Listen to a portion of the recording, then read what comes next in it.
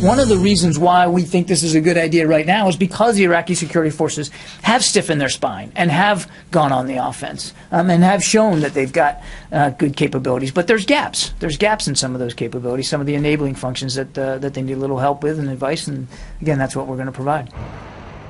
That's Pentagon spokesman Rear Admiral John Kirby explaining why the president decided to authorize sending 1,500 more troops to Iraq. But the announcement comes after the president dragged his feet on the fight against ISIS, waiting months to begin airstrikes in the region after calling them the JV team. So why now? What is going on, and how should we respond? Here to discuss it is the congressman-elect in the state of Texas, a former CIA officer in the region, Will Hurd. Mr. Hurd, thanks for coming on this morning. Tucker, thanks for having me on the show. So you served as an operations officer undercover in Pakistan and in that region. You know the region well. You were there a long time. Is this the right response to the threat of ISIS taking over Iraq, do you think? Well, I'm glad the president is finally putting some resources to this issue and bringing this to Congress. And I think before we make any commitment of troops, we should talk about a broader strategy. This is probably a conversation that has been too long in coming.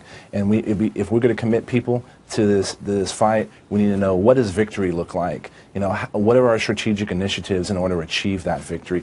These are all the conversations that we should be having, and I'm looking forward to being part of this conversation and using my background in national security and foreign policy to help on this issue. Yeah, it's striking how rarely those conversations are had in public, so that'll be certainly interesting. Now, you were just elected to Congress in a really tight race. Congratulations, in Texas.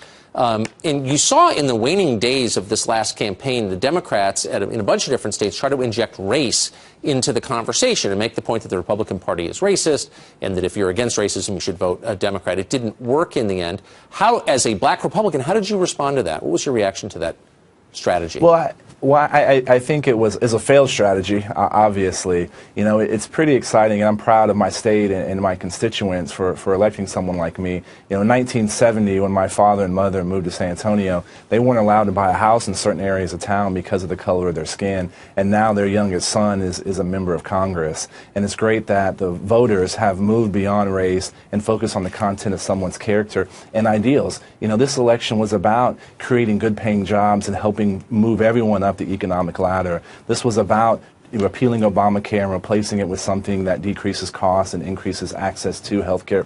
These were the issues of the day, not the color of my skin. So do you think that's the template for black, Hispanic, Asian Republicans going forward, to keep it on the issues and not get pulled into identity politics?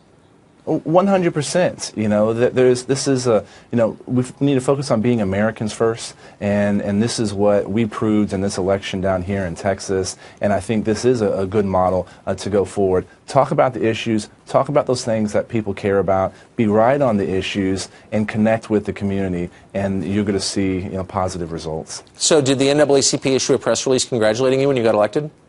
I don't think so, but like I said, there's been a lot being said over these last couple of days.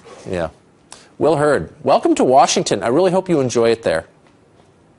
Well, I'll come back and let you know how it's going. I hope you will. I'll see you there.